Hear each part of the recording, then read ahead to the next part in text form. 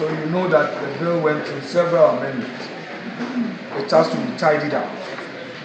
And then thereafter, the clerk would have to authenticate it.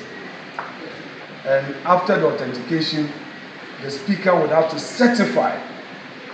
It's when all these are done that the bill is forwarded to the president for his assent. As we speak, as the leader of the House, I can say on good authority that we've not completed the process.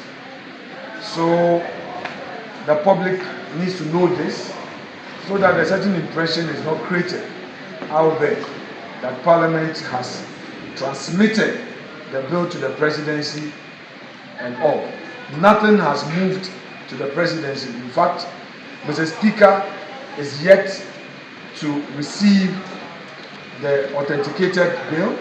The clerk to Parliament himself has not yet seen it. The drafting department is still compiling. I have been chasing it myself, and they say it will require some time because a lot of changes were done. And as a leader of the House, I don't have the draft bill, the compiled draft bill. So I just wanted to put this thing in proper perspective for our guidance. When all is done, I believe that you'll be informed. But I repeat that the drafting department of Parliament is still in the process of compiling the bill. And if I say they are compiling the bill, I'm basically saying that they are putting together all the amendments, seeing to it that the I's are dotted, the commas are there, the legal language is properly put in, for us to know that indeed this is the state of the bill. The sponsors would have to look at the final draft and all. As we speak, the sponsors have not seen the final draft, and it is upon the perusal of these that the clerk to Parliament would be required to then authenticate. After his authentication, he forwards it to Mr. Speaker to certify. So we've not even completed the first leg of compilation. So nobody should sit somewhere counting days. The reckoning of time would only be triggered upon receipt by Mr. President of this bill.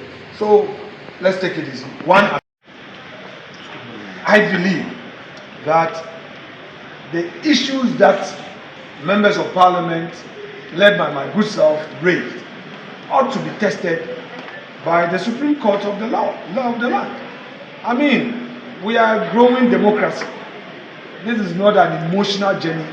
This is about laws that have to do with the rights of citizens.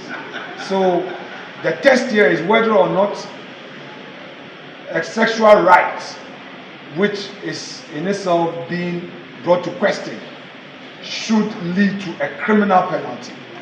In other words, if as a nation we say that our value systems do not support a man-to-man relationship, woman-to-woman relationship, are we also saying that the means of reforming people with that orientation is to incarcerate them? How does this position stand in accord with the Constitution? Also, the issues of advocacy, saying that a media house cannot take certain steps. How do we juxtapose that within the context of the Constitution? All these are matters that I believe that if they are tested in our Supreme Court, is going to help us to bring this matter to a good rest. For me, like I've always said, it is good to legislate against same-sex relationships. It's good to legislate and even criminalize those who will entice underage, young boys who are not of age, adults who try to engage in pedophilia. Those ones, yes, because a child below 18 does not have the necessary means to take a decision. It's not an adult enough per our laws. So you cannot entice such a person. That's for that one, we agree. But if you say that when somebody is in that situation and the person must suffer a jail term, I think that there's a problem. And the Catholic Church, a couple of days back, came out strongly to make a passionate appeal on that matter.